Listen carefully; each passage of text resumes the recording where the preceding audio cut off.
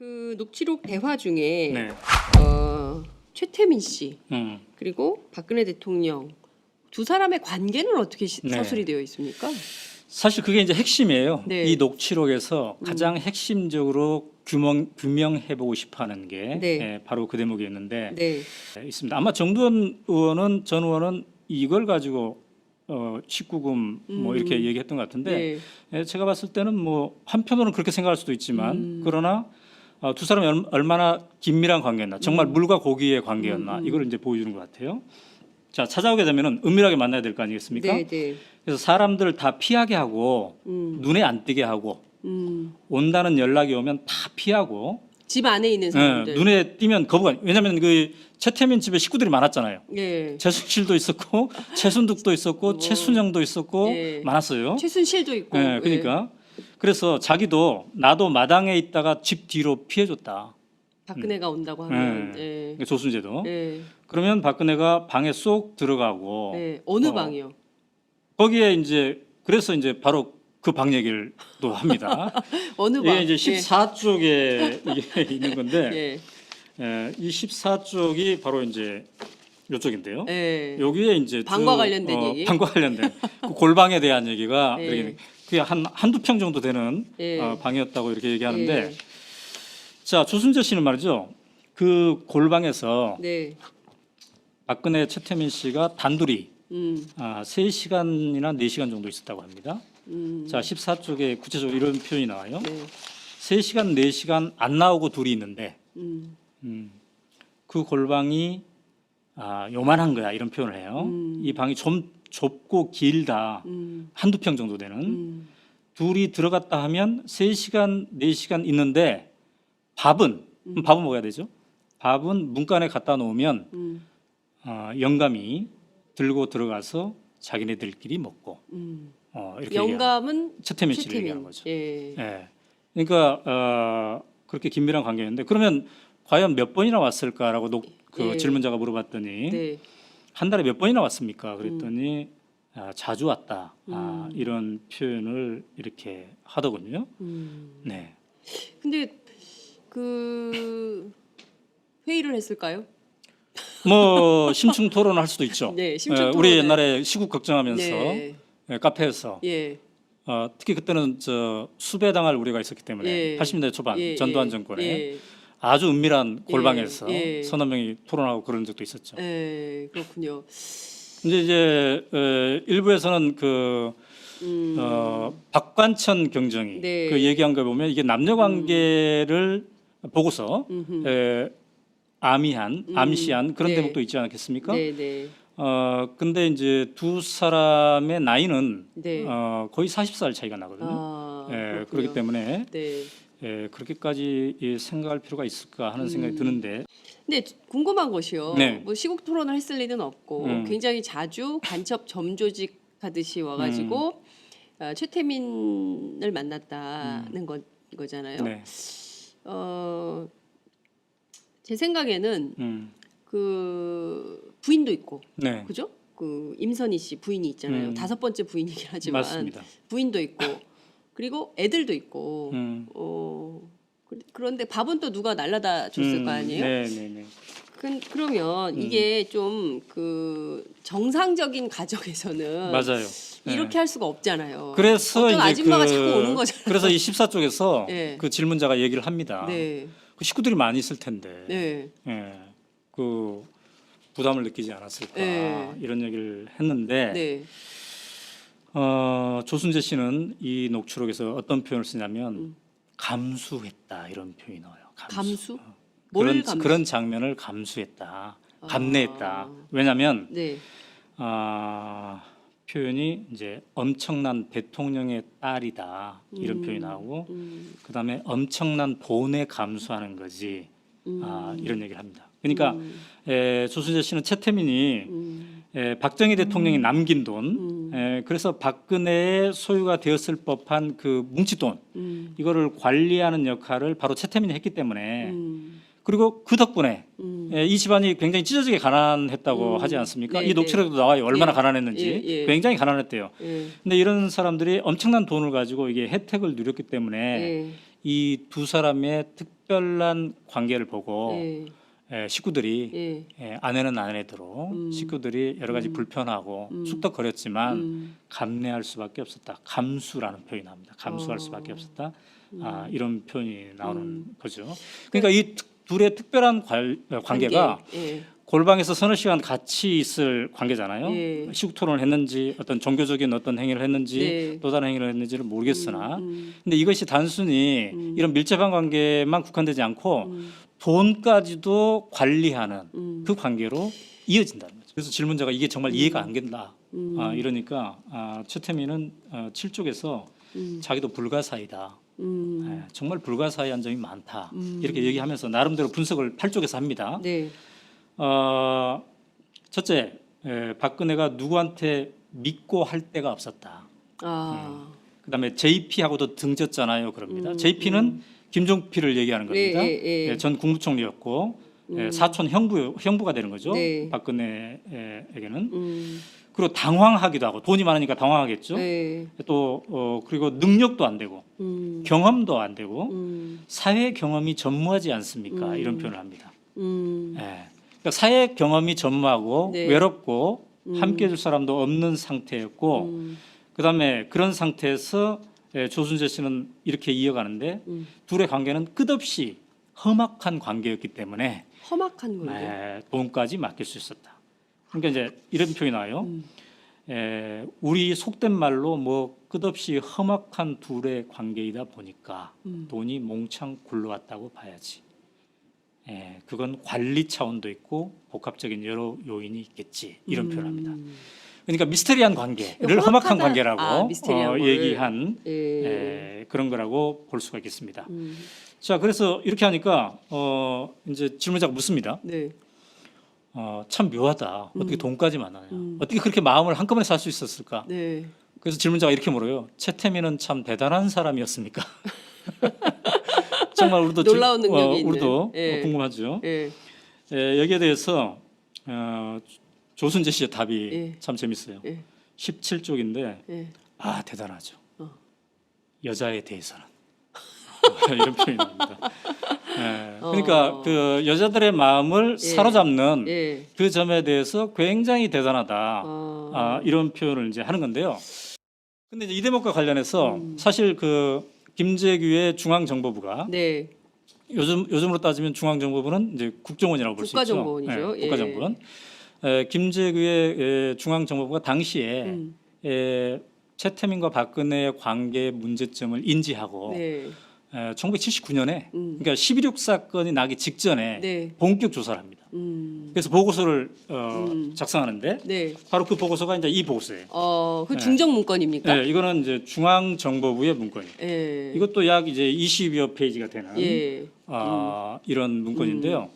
여기는 이제 최태민이 누구인가에서부터 시작돼가지고 각종 비리 사항들 그리고 여자 관계들, 최태민의 여자 관계 이것도 이제 나오는데 조순재 씨가 여자에 대해서는 참 대단하지 않았습니까? 이렇게 얘기하잖아요. 근데 그 대목을 암시할 수 있는 해석이 될 수 있는 그게 이제 여기에 나와요. 어떻게 나와 있습니까? 중앙정보. 근데 제가 이제 말로 옮기기에는 너무 민망해요. 참 민망한 그런 것들이 많은데 오늘은 조순재 녹취록에 대해서 얘기하기로 했기 때문에 이건 나중에 따로 한번 해볼 수가 별도로, 있는데 제가 보니까 이 녹취록이 작성된 시점에서 최태민 씨는 66세였어요. 그 시점 그 시점에 66세. 1979년 당시에 66세. 근데 여기에 이제 거론되는 여성이 12명이 거론됩니다. 12명이 거론되는데 이 중에 제일 나이가 많으신 분이 51세 당시. 그다음에 제일 나이가 어린 분은 이제 27세. 이렇게 돼 있어요. 그러니까 다양한 여성들하고 관계가 있었다고 당시 중앙정보부는 조사를 했는데 물론 이게 이제 어느 정도 사실인지 우리가 알 길은 없죠. 굉장히 오래된 시간이고 또 이 중앙정보부의 조사를 재검증할 수 있는 방법은 없단 말이죠. 그러나 당시에 중앙정보부가 만든 이 파일을 보면은 오늘날 이 여자 문제 빼고 이 각종 비리, 사기 이런 인사청탁, 뭐 인사 개입 이런 것들을 보면은 우리가 요즘 뉴스에서 최순실이 국정농단을 하면서 겪었던 그 모든 것이 여기 다 담겨져 있습니다. 그 모든 사례들이. 예. 예. 그래서 그- 당시에도 박근혜를 앞세우고 예. 최태민은 이른바 비선 실세가 되어서 뒤에서 이런 행위를 했다고 봐야 되지요. 어쨌든 주한미 대사관이 2007년 한나라당 경선 때 혹시 박근혜가 대통령이 될지도 모르니까 본국에 보고를 하지 않습니까? 네네. 부대사가 보고를 해요. 이게 이제 이게 위키리크스를 통해서 최근에 우리에게 네, 이제 네. 알려지기 시작했는데 그때 어떤 표현을 쓰냐면 최태민이 박근혜 몸과 마음을 완전히 지배했다. 이런 표현이 나오죠. 요거를 우리는 액면 그대로 보면 잘 이해가 안 되지 않습니까? 예, 예. 그러나 이게 역사적으로 이 조순재 녹취록을 쭉 보다 보면은 이게 어떤 정황을 얘기하는 것인지 이게 우리에게 이제 알려지게 되는 건데요. 이제 제가 볼 때 이 역사를 거슬러 올라보니까 분명한 것은 박근혜가 첫 만남에서부터 최태민에게 빠져든 건 사실입니다.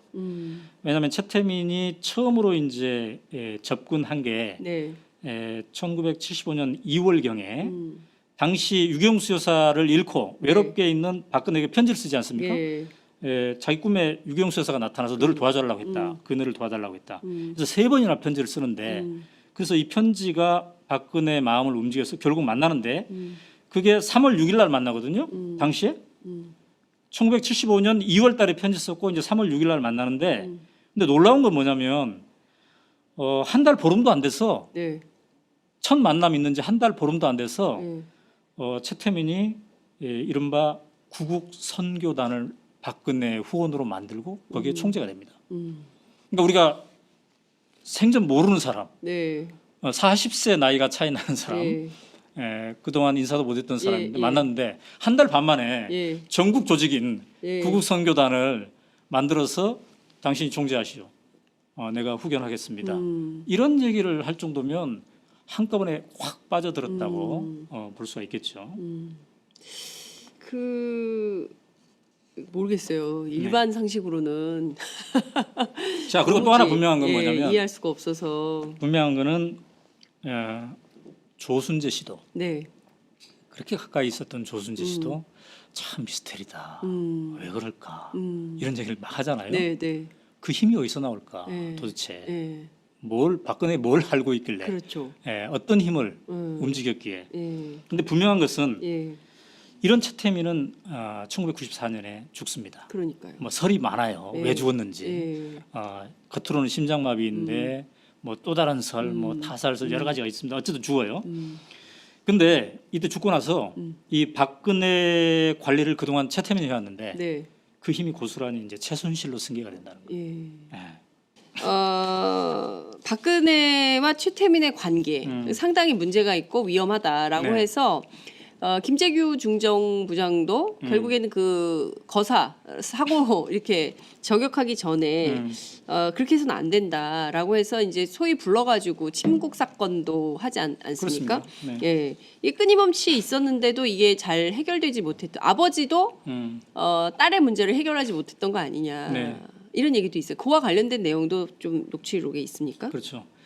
그러니까 이제 이 불가사의한 관계, 네. 물과 고기와 같은 관계, 음. 이게 이제 누가 보더라도 좀 비정상적이지 않습니까? 네. 그래서 이것에 대한 문제를 이제 다 안 거예요. 그래서 이제 혹시 박정희 대통령은 모르고 있나 이런 생각에 네. 김재규 당시 중앙정보부장, 예. 요즘은 이제 국가정보원장이 부활을 시켜가지고 네. 조사를 시킵니다. 그 조사 결과가 이제 이거라고 볼 수가 있잖아요. 네네.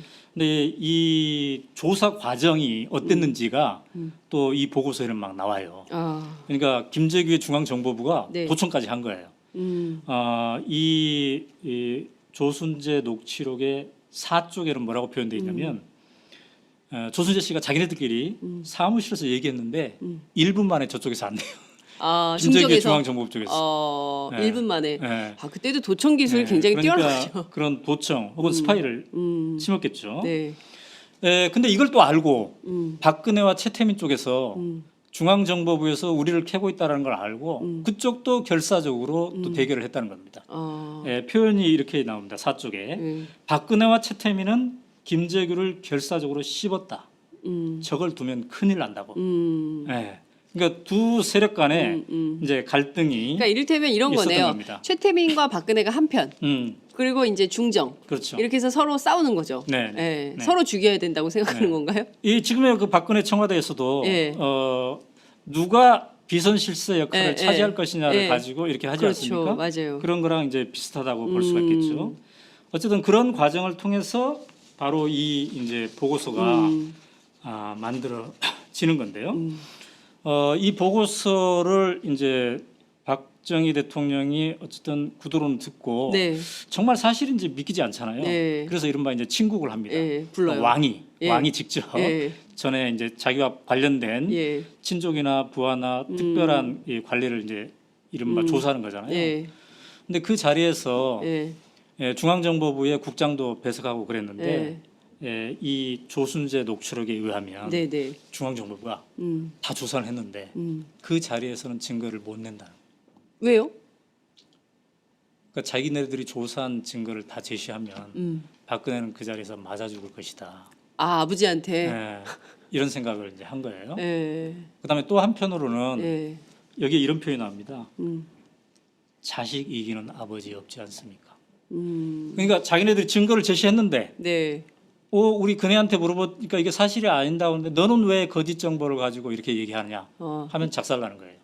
이 중앙정보부 조직이. 예. 그러니까 이러지도 못하고 저러지도 못하니까 애매하게 예. 예. 이거를 이제 버무렸겠죠. 예, 그래서 여기서 이제 진실 고백을 하면 오히려 그렇죠. 나한테 그게 그 해가 있을 수 있기 때문에 차라리 그냥 없는 걸로. 그런데 바로 예. 이 자리에서 예. 박정희 대통령이 우유부단한 모습을 보였기 때문에 10월 11.6 사건이 일어난 겁니다. 김재규가 총으로 이제 쏴서 죽이는 거죠. 예. 물론 김재규의 육성 녹음 최후 진술서를 지금 들어보면 예. 자유민주주의를 지키기 위해서 나는 독재자를 쐈다 예. 이렇게 얘기하는데 예. 그 이후에 여러 가지 근거 중에 하나가 바로 예. 이 최태민 박근혜 관계에 대한 얘기를 하고 있는데요. 그게 항소 이유서에 네. 분명히 네. 적혀 있습니다. 항소 이유서에는 이렇게 적혀 있어요. 피고인 그러니까 김재규죠. 이런 비위 사실들 가지고 다 보고를 했는데 이런 일을 아무도 문제 삼는 사람이 없어서 자기가 박근혜 대통령에게 직접 보고를 했다. 예, 그런데 대통령이 뭐 정보부에서 이런 것까지 하냐 이렇게 반문을 했대요. 그래서 놀랬다는 거죠. 자기 딸을 보호하려고 그런 거죠. 이런 대통령 태도를 보고 놀랬다는 거예요. 그래도 이제 사실을 알렸더니 자기가 직접 조사하겠다, 친국하겠다 해서 했는데 제대로 안 됐다는 거예요. 그런데 이 친국을 통해서 말이죠. 무슨 일이 발생했냐면 전에는 최태민이 구국 선교단의 총재였고 네. 박근혜는 그냥 후견인이었어요. 예. 근데 이 친국을 통해서 그래 그럼 박근혜 네가 공개로 나서라. 그래서 박근혜 총재를 하고 네. 최태민을 비선실세로 만든 거예요. 최태민은 뒤로 빠진 거예요. 예, 이 친국이 그랬더니 예. 문제가 계속됐다는 거예요. 예. 그래서 김재규가 자기의 항소 이유서에서 나는 왜 총으로 쏘았나 그 항소 이유서에서 예. 바로 그게 그렇게 얘기를 합니다. 주변의 비위에 대하여 아무도 문제 삼지 못하고 또 대통령 자신도 그에 대한 판단을 그르치고 있다는 판단을 했다. 그래서 더 이상 안 되겠구나 이런 판단을 결심하는데 중요한 게 됐다는 거죠. 어쨌든 박근혜는 박정희 대통령 직접적으로는 1979년 10월 26일 밤에 궁정동 청와대에서 이른바 연회를 하다가 네. 김재규의 총에 맞아 죽었지만 이 배경적 원인을 따져보면 딸 박근혜와 최태민의 이 미스테리한 관계 이게 함께 있는 거죠. 야, 이게 그 한편의 대하 드라마, 네. 대하 소설을 읽는 것 같은 느낌이 듭니다. 그러니까 시간은 한 48분 정도 흘렀는데 여러분은 어떠십니까? 이게 뭔가 좀 정말 가슴 아픈 슬픈 우리 현대사 독재자로부터 파생된 그리고 독재자의 딸의 딸로부터 파생된 이 역사가 지금까지도 오고 있다는 생각이 좀 드는 건데요. 그 뒤에 박정희 사후에 전두환, 노태우는 좀 이 네. 고리를 끊어야겠다고 생각하진 않았을까요? 그러니까 이게 그 심각한 내용도 게 있어요? 예, 예. 심각한 게 예. 박근혜 대통령은 12.16으로 세상을 떠났는데 박정희. 예. 박정희는 예. 김재규 중앙정보부장도 사형 집행을 당했는데 네. 박근혜 최태민의 관계는 계속됐다는 거예요. 음. 그렇게 문제 삼고 그렇게 단절하려고 했던. 음. 근데 그 후에 이제 군사 쿠데타로 전두환이 대통령이 되지 않습니까? 그렇습니다. 한때 전두환은 집권 초기에 좀 분리시키려고 했어요. 최태민을. 그래서 전두환이 박근혜로부터. 예, 예. 전두환이 그 최태민을 강원도 군부대로 보냅니다. 한두 달. 군부대. 예. 예. 그게 이제 13쪽에 나와요. 예. 박통 죽고 나서 전두환이가 군부대를 보내고 그랬는데 그러나 본격적으로 그네는 절대 건드리지 않았다. 신성시했다. 전두환이 예, 그네를 그는 신성시했다. 절대 건드리지 않았다. 예. 그 친구들이 재산 관계니 이런 거 조사한 거 없어요. 그때 조사를 했으면 많이 나왔을 텐데 이렇게 13쪽에 적고 있습니다. 그러니까 전두환의 입장에서는 최태민을 잠시 군부대에 한두 달 갖다 두면 좀 격리도 되고 그러면 또 이제 멀어지지 않을까 이런 생각을 했는데 그렇지 않았다는 거고요. 그다음에 전두환의 입장에서는 박정희 대통령 하면은 자기의 이제 군의 네. 선배이기도 하고 네. 굉장히 자기가 존경하는 이런 사람이었잖아요. 그의 딸 얼마나 또 이게 신성시했겠습니까? 그래서 함부로 예. 대하지 못하는. 노태우 때도 마찬가지였죠. 아까 그 가계도 보여줬습니다만 이 네. 가계도는 잘 그렸는데 예. 그 어떠한 후의 액션도 하지 않았던 거죠. 그렇기 때문에 우리가 아까도 얘기했지만 11.6 사건이 벌어져서 전두환 대통령이 돌아가신 다음에 청와대 금고에 약 6억 원에 달하는 돈이 있었다고 하지 않습니까? 네, 네. 이게 조순재 녹취록에도 이제 언급돼 있습니다. 그다음에 또 뭐 스위스 은행에 50억 네. 이런 얘기도 또 언급돼 있어요. 예. 이거는 이제 전후 관계를 우리가 좀 더 조사해 봐야 되겠습니다만 예. 이런 뭉칫돈 이야기가 거론이 되는데 네. 이 돈의 향방에 대해서 전두환 노태우 정권은 전혀 건드리지 않았어요. 그냥 놔둔 거죠. 그래서 그럼 그 돈이 어디 갔느냐? 네. 이걸 이제 요새야 우리가 요새 관심을 갖고 찾고 있잖아요. 있는 거죠. 예. 거기에 대해서 이제 이 조순재 녹취록은 그쪽에다가 이렇게 적고 있습니다. 전부 계집애들이, 그러니까 최태민의 딸들을 얘기하는 거죠. 계집애들이 다 사돈의 8촌까지 전부 분산시켜 왔다 갔다 정신이 없었어요. 그러니까 최태민의 그 가계도 아까 보지 네, 않았습니까? 네, 네, 예. 그 가계도에서 가계도를 보이는 한번 다시 보여주세요. 그 예. 사돈의 8촌들, 예. 그 사람들까지 재산을 분산시켰다. 이런 얘기를 네, 네. 이렇게 굉장히 하는 복잡합니다. 거죠. 어떻게 보면은 그 네. 롯데그룹의 지배 구조를 보는 것 같은 느낌이 좀 들기도 해요. 네, 저 최태민의 가계도에서 가계도가. 이제 결혼을 예. 5번 하는데 예. 뭐 다 지금 그 최순실 사건, 예. 이 최순실은 이제 5번째 난 임선희 부인하고 난 관계고요. 이 우리가 얘기하는 지금 조순재 녹취록, 이거는 임선희와 엄마는 같지만 아빠는 다른 이 의붓아들 얘기를 지금 하고 있습니다. 그렇군요. 문제는 그 다음에 이제 YS, 그죠? 그리고 나서는 DJ, 네. 그리고 이제 노무현. 그렇죠. 그러니까 이른바 DJ와 노무현 민주정부 10년. 이때도 이 문제가 계속 이런 설들이 있었어요. 정치권 그렇죠, 설은 안에 많았죠. 최태민이라는 사람이 있는데 네. 뭐 근데 뭐 그건 뭐 약간 이게 성역처럼 이렇게 돼 있었는데 민주정부 10년간도 이 문제는 해소되지 않았던 거죠. 그러니까 않았죠. 오늘날 이렇게 네. 그 녹취록 대화 중에 네. 최태민 씨 음. 그리고 박근혜 대통령 두 사람의 관계는 어떻게 네. 서술이 되어 있습니까? 사실 그게 이제 핵심이에요. 네. 이 녹취록에서 가장 핵심적으로 규명해보고 싶어하는 게 네. 바로 그 대목이었는데 네. 있습니다. 아마 정두원 의원은 전 의원은 이걸 가지고 19금 뭐 이렇게 얘기했던 것 같은데 제가 봤을 때는 뭐 한편으로는 그렇게 생각할 수도 있지만 그러나 두 사람이 얼마나 긴밀한 관계였나, 정말 물과 고기의 관계였나 이걸 이제 보여주는 것 같아요. 자, 찾아오게 되면은 은밀하게 만나야 될 거 아니겠습니까? 네, 네. 그래서 사람들 다 피하게 하고 눈에 안 띄게 하고 온다는 연락이 오면 다 피하고 집 안에 있는 예, 사람들. 눈에 띄면 거부가. 왜냐하면 그 최태민 집에 식구들이 많았잖아요. 예. 최순실도 있었고 최순득도 있었고 최순영도 있었고 예. 많았어요. 최순실도 있고. 예, 그러니까 그래서 자기도 나도 마당에 있다가 집 뒤로 피해줬다. 박근혜가 온다고 하면. 예. 조순재도. 예. 그러면 박근혜가 방에 쏙 들어가고 예. 어느 방이요? 거기에 이제 그래서 이제 바로 그 방 얘기를 또 합니다. 어느 방? 이게 이제 14쪽에 이게 있는 건데 예. 이 14쪽이 바로 이제 이쪽인데요. 예. 여기에 이제 방과 관련된 얘기? 방과 관련된 그 골방에 대한 얘기가 예. 이렇게 그게 한두 평 정도 되는 예. 방이었다고 이렇게 얘기하는데 예. 자, 조순재 씨는 말이죠. 그 골방에서 네. 박근혜 최태민 씨가 단둘이 음. 3시간이나 4시간 정도 있었다고 합니다. 자, 14쪽에 구체적으로 이런 표현이 나와요. 네. 3시간, 4시간 안 나오고 둘이 있는데 음. 그 골방이 요만한 거야 이런 표현을 해요. 이 방이 좀 좁고 길다. 한두 평 정도 되는. 둘이 들어갔다 하면 3시간, 4시간 있는데 밥은 먹어야 되죠. 밥은 문간에 갖다 놓으면 영감이 들고 들어가서 자기네들끼리 먹고 이렇게 영감은 최태민 씨를 얘기하는 거죠. 예. 예. 그러니까 그렇게 긴밀한 관계였는데 그러면 과연 몇 번이나 왔을까라고 그 예. 질문자가 물어봤더니 네. 한 달에 몇 번이나 왔습니까? 그랬더니 자주 왔다. 이런 표현을 이렇게 하더군요. 네. 근데 그 회의를 했을까요?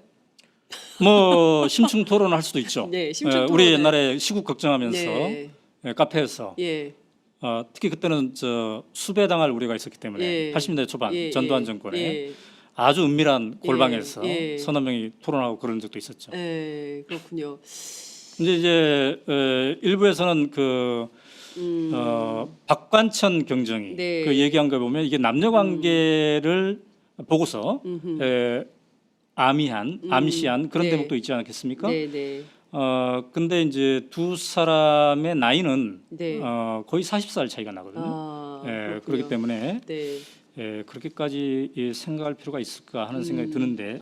근데 궁금한 것이요. 네. 뭐 시국 토론을 했을 리는 없고 굉장히 자주 간첩 점조직 하듯이 와가지고 최태민을 만났다는 거잖아요. 네. 제 생각에는 그 부인도 있고, 네. 그죠? 그 임선희 씨 부인이 있잖아요. 5번째 부인이긴 하지만 맞습니다. 부인도 있고, 그리고 애들도 있고. 그런데 밥은 또 누가 날라다 줬을 거 아니에요? 네, 네, 네. 그러면 이게 좀 그 정상적인 가정에서는 맞아요. 이렇게 할 수가 없잖아요. 그래서 어떤 이제 한 달 보름도 안 돼서 네. 첫 만남 있는지 한 달 보름도 안 돼서 네. 최태민이 이른바 구국 선교단을 박근혜 후원으로 만들고 거기에 총재가 됩니다. 그러니까 우리가 생전 모르는 사람, 네. 40세 나이가 차이 나는 사람, 네. 그동안 인사도 못했던 사람인데 예. 만났는데 한 달 반 만에 예. 전국 조직인 예. 구국 선교단을 만들어서 당신이 총재하시오. 내가 후견하겠습니다. 이런 얘기를 할 정도면 한꺼번에 확 빠져들었다고 볼 수가 있겠죠. 모르겠어요. 일반 상식으로는 자, 그리고 또 하나 도무지, 분명한 건 뭐냐면 이해할 수가 없어서. 분명한 거는 조순재 씨도 네. 그렇게 가까이 있었던 조순재 씨도 참 미스테리다. 왜 그럴까? 이런 얘기를 막 하잖아요. 네, 네. 그 힘이 어디서 나올까? 네. 도대체 네. 박근혜 뭘 알고 있길래 그렇죠. 어떤 힘을 움직였기에. 예. 근데 분명한 것은 예. 이런 최태민은 1994년에 죽습니다. 그러니까요. 뭐 설이 많아요. 예. 왜 죽었는지. 예. 겉으로는 심장마비인데 뭐 또 다른 설, 뭐 타살설 여러 가지가 있습니다. 어쨌든 죽어요. 근데 이때 죽고 나서 이 박근혜 관리를 그동안 최태민이 해왔는데 네. 그 힘이 고스란히 이제 최순실로 승계가 된다는 거예요. 예. 예. 박근혜와 최태민의 관계 상당히 문제가 있고 위험하다라고 네. 해서 김재규 중정부장도 결국에는 그 거사 사고 이렇게 저격하기 전에 그렇게 해서는 안 된다라고 해서 이제 소위 불러가지고 침국 사건도 하지 않습니까? 네. 예, 이 끊임없이 있었는데도 이게 잘 해결되지 못했던 아버지도 딸의 문제를 해결하지 못했던 거 아니냐 네. 이런 얘기도 있어요. 그와 관련된 내용도 좀 녹취록에 있습니까? 그렇죠. 그러니까 이제 이 불가사의한 관계, 네. 물과 고기와 같은 관계, 음, 이게 이제 누가 보더라도 좀 비정상적이지 않습니까? 네, 그래서 이것에 대한 문제를 이제 다 안 거예요. 그래서 이제 혹시 박정희 대통령은 모르고 있나 이런 생각에 네, 김재규 당시 중앙정보부장, 예. 요즘은 이제 국가정보원장이 부활을 시켜가지고 네, 조사를 시킵니다. 그 조사 결과가 이제 이거라고 볼 수가 있잖아요. 네, 네, 근데 이 조사 과정이 어땠는지가 또 이 보고서에는 막 나와요. 아, 그러니까 김재규의 중앙정보부가 네. 도청까지 한 거예요. 이 조순재 녹취록의 4쪽에는 뭐라고 표현되어 있냐면 조순재 씨가 자기네들끼리 사무실에서 얘기했는데 1분 만에 저쪽에서 안 돼요. 아, 김재규의 중정에서 중앙정보부 쪽에서. 네. 1분 만에. 네. 아, 그때도 도청 기술이 굉장히 그러니까 뛰어나죠. 그런 도청 혹은 스파이를 심었겠죠. 네, 근데 이걸 또 알고 음, 박근혜와 최태민 쪽에서 중앙정보부에서 우리를 캐고 있다는 걸 알고 그쪽도 결사적으로 또 대결을 했다는 겁니다. 표현이 이렇게 나옵니다. 4쪽에 박근혜와 최태민은 김재규를 결사적으로 씹었다. 저걸 두면 큰일 난다고. 그러니까 두 세력 간의 이제 갈등이 그러니까 이를테면 이런 있었던 거네요. 겁니다. 최태민과 박근혜가 한편, 그리고 이제 중정. 그렇죠. 이렇게 해서 서로 싸우는 거죠. 네, 예, 네. 서로 죽여야 된다고 생각하는 네. 건가요? 이 지금의 그 박근혜 청와대에서도 예. 누가 비선 실세 역할을 예, 차지할 예. 것이냐를 예. 가지고 이렇게 하지 그렇죠, 않습니까? 맞아요. 그런 거랑 이제 비슷하다고 볼 수가 있겠죠. 어쨌든 그런 과정을 통해서 바로 이 이제 보고서가 만들어지는 건데요. 이 보고서를 이제 박정희 대통령이 어쨌든 구도론 듣고 네, 정말 사실인지 믿기지 않잖아요. 네. 그래서 이른바 이제 친국을 합니다. 불러요. 왕이 예. 직접 예. 전에 이제 자기와 관련된 예, 친족이나 부하나 특별한 이 관리를 이제 이른바 조사하는 거잖아요. 예, 근데 그 자리에서 예, 중앙정보부의 국장도 배석하고 그랬는데 이 조순재 녹취록에 의하면 네, 네. 중앙정보부가 다 조사를 했는데 그 자리에서는 증거를 못 낸다는 거예요. 왜요? 그러니까 자기네들이 조사한 증거를 다 제시하면 박근혜는 그 자리에서 맞아 죽을 것이다. 아, 아버지한테. 이런 생각을 이제 한 거예요. 예, 그다음에 또 한편으로는 예, 여기에 이런 표현이 나옵니다. 자식 이기는 아버지 없지 않습니까? 그러니까 자기네들이 증거를 제시했는데 네, 우리 그네한테 물어보니까 이게 사실이 아닌다고 하는데 너는 왜 거짓 정보를 가지고 이렇게 얘기하느냐 하면 작살나는 거예요. 이 중앙정보부 조직이. 예, 그러니까 이러지도 못하고 저러지도 못하니까 애매하게 예. 이거를 이제 버무렸겠죠. 그래서 여기서 이제 최종적으로 진실 고백을 하면 오히려 그렇죠. 나한테 그게 그 해가 있을 수 있기 때문에 차라리 그냥 없는 걸로. 그런데 바로 예. 이 자리에서 예. 박정희 대통령이 우유부단한 모습을 보였기 때문에 10월 11.6 사건이 일어난 겁니다. 김재규가 총으로 이제 쏴서 죽이는 거죠. 예. 물론 김재규의 육성 녹음 최후 예. 진술서를 지금 들어보면 예. 자유민주주의를 지키기 위해서 나는 독재자를 쏘았다 예. 이렇게 얘기하는데 예. 그 이후에 여러 가지 근거 중에 하나가 바로 예. 이 최태민 박근혜 관계에 대한 얘기를 하고 있는데요. 그게 항소 이유서에 네. 분명히 네. 적혀 있습니다. 항소 이유서에는 이렇게 적혀 있어요. 피고인 그러니까 김재규죠. 이런 비위 사실들 가지고 다 보고를 했는데 이런 일을 아무도 문제 삼는 사람이 없어서 자기가 박근혜 대통령에게 직접 보고를 했다. 그런데 대통령이 뭐 정보부에서 이런 것까지 하냐 이렇게 반문을 했대요. 그래서 놀랬다는 거죠. 자기 딸을 보호하려고 그런 거죠. 이런 대통령 태도를 보고 놀랬다는 거예요. 그래도 이제 사실을 알렸더니 자기가 직접 조사하겠다, 친국하겠다 해서 했는데 제대로 안 됐다는 거예요. 그런데 이 친국을 통해서 말이죠. 무슨 일이 발생했냐면 전에는 최태민이 구국 선교단의 총재였고 네. 박근혜는 그냥 후견인이었어요. 예, 예. 근데 이 친국을 통해서 그래 그럼 박근혜 네가 공개로 나서라. 그래서 박근혜 총재를 하고 네. 최태민을 비선실세로 만든 거예요. 최태민은 뒤로 빠진 거예요. 예, 이 친구가 그랬더니 이후에, 예. 문제가 계속됐다는 거예요. 예. 그래서 김정희가 자기의 항소 이유서에서 나는 왜 총으로 쏘았나 그 항소 이유서에서 예. 바로 그게 그렇게 얘기를 합니다. 주변의 비위에 대하여 아무도 문제 삼지 못하고 또 대통령 자신도 그에 대한 판단을 그르치고 있다는 판단을 했다. 그래서 더 이상 안 되겠구나. 이런 판단을 결심하는데 중요한 게 됐다는 거죠. 어쨌든 박근혜는 박정희 대통령 직접적으로는 1979년 10월 26일 밤에 궁정동 청와대에서 이른바 연회를 하다가 네. 김재규의 총에 맞아 죽었지만 이 배경적 원인을 따져보면 딸 박근혜와 최태민의 이 미스테리한 관계 이게 함께 있는 거죠. 야, 이게 그 한편의 대하 드라마, 네. 대하 소설을 읽는 것 같은 느낌이 듭니다. 그러니까 시간은 한 48분 자꾸 오는 거잖아요. 그래서 이 14쪽에서 네. 그 질문자가 얘기를 합니다. 네. 그 식구들이 많이 있을 텐데 네. 예, 그 부담을 느끼지 않았을까 네. 이런 얘기를 했는데 네. 조순재 씨는 이 녹취록에서 어떤 표현을 쓰냐면 감수했다 이런 표현이 나와요. 감수? 뭘 그런 감수? 그런 장면을 감수했다, 감내했다. 왜냐하면 네.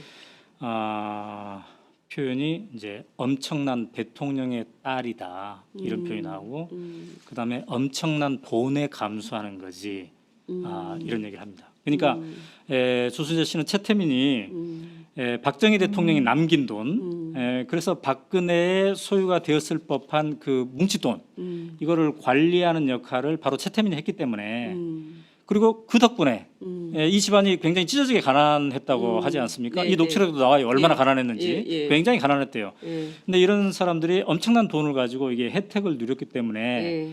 이 두 사람의 특별한 관계를 보고 예. 식구들이 예. 아내는 아내대로 식구들이 여러 가지 불편하고 쑥덕거렸지만 감내할 수밖에 없었다. 감수라는 표현이 나옵니다. 감수할 수밖에 없었다.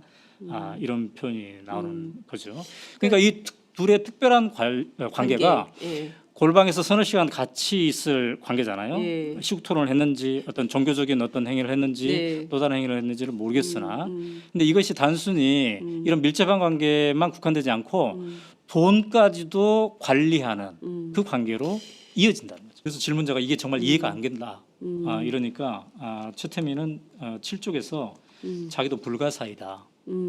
정말 불가사의한 점이 많다. 이렇게 얘기하면서 나름대로 분석을 8쪽에서 합니다. 네.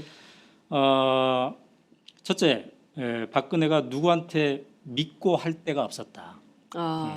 그다음에 JP하고도 등졌잖아요. 그럽니다. JP는 김종필을 얘기하는 겁니다. 예. 전 국무총리였고 사촌 형부가 되는 거죠. 네. 박근혜에게는. 그리고 당황하기도 하고 돈이 많으니까 당황하겠죠. 네. 또 그리고 능력도 안 되고 경험도 안 되고 사회 경험이 전무하지 않습니까? 이런 표현을 합니다. 그러니까 사회 경험이 전무하고 네. 외롭고 함께 해줄 사람도 없는 상태였고 그다음에 그런 상태에서 조순재 씨는 이렇게 이어가는데 둘의 관계는 끝없이 험악한 관계였기 때문에 험악한 관계. 돈까지 맡길 수 있었다. 그러니까 이제 이런 표현이 나와요. 우리 속된 말로 뭐 끝없이 험악한 둘의 관계이다 보니까 돈이 몽창 굴러왔다고 봐야지. 그건 관리 차원도 있고 복합적인 여러 요인이 있겠지. 이런 표현합니다. 그러니까 미스테리한 관계를 험악한 관계라고 얘기한 그런 거라고 볼 수가 있겠습니다. 자, 그래서 이렇게 하니까 이제 질문자가 묻습니다. 네. 참 묘하다. 어떻게 돈까지 만나냐. 어떻게 그렇게 마음을 한꺼번에 살 수 있었을까. 네. 그래서 질문자가 이렇게 물어요. 최태민은 참 대단한 사람이었습니까? 정말 우리도 놀라운 능력이 있는. 우리도 예. 궁금하죠. 예. 여기에 대해서 조순재 씨의 답이 예. 참 재밌어요. 예. 17쪽인데 예. 대단하죠. 여자에 대해서는 이런 표현이 나옵니다. 그러니까 그 여자들의 마음을 예. 사로잡는 예. 그 점에 대해서 굉장히 대단하다. 이런 표현을 이제 하는 건데요. 근데 이제 이 대목과 관련해서 사실 그 김재규의 중앙정보부가 네. 요즘으로 따지면 중앙정보부는 이제 국정원이라고 볼 수 있죠. 국가정보원이죠. 예. 국가정보원.